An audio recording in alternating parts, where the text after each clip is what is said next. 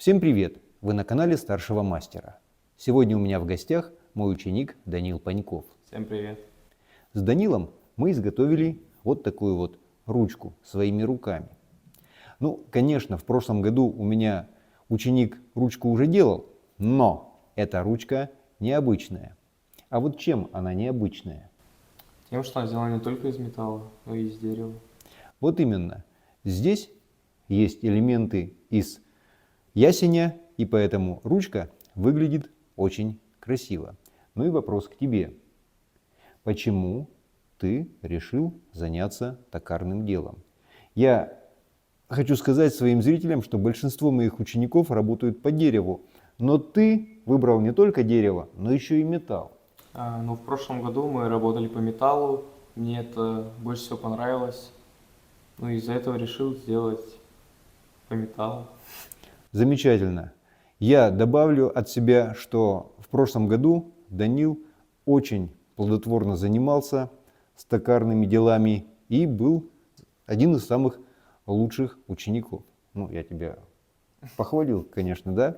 Ну, а сейчас мы вам покажем процесс изготовления данного изделия. Ну что, начинаем? Да. Внутренняя трубка моей ручки из алюминия. Наружный диаметр 8 мм, а внутренний 5. На станке я снял фаски с обеих сторон, а затем нарезал внутреннюю резьбу М6.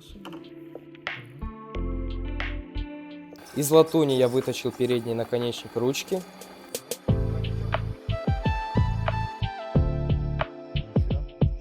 Нарезал наружную резьбу М6.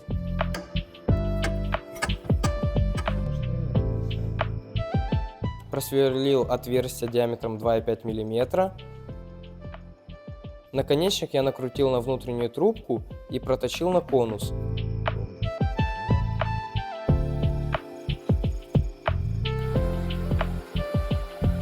Обработал конус напильником, зашлифовал. Вот так выглядит передняя часть ручки. Точу заднюю часть ручки, она тоже из латуни.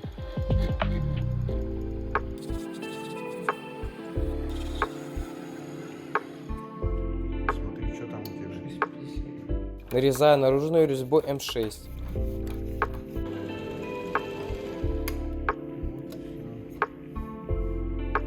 Отрезаю в размер. Накручиваю заднюю часть на внутреннюю трубку и закругляю напильником. Зачищаю шкуркой и полирую. Из ясеня выпиливаю на ленточной пиле вставку. Размечаю и сверлю отверстие диаметром 8 мм. Сверлю отверстие в латунной втулке.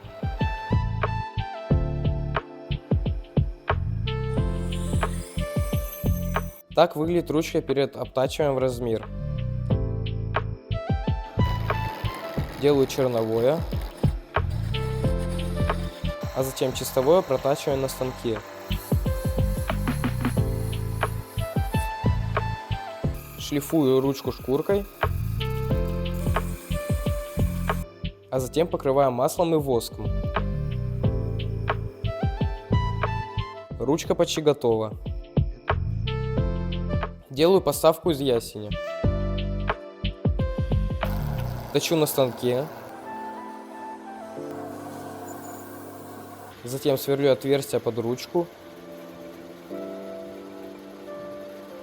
Готовую подставку я тоже покрываю маслом с воском. Последний этап. Из листа латуни я делаю зацепку. Работа тонкая. Пришлось ее долго подгонять и выравнивать.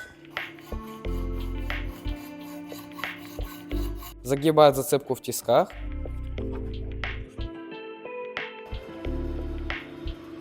Полирую латунные элементы пасты Гои.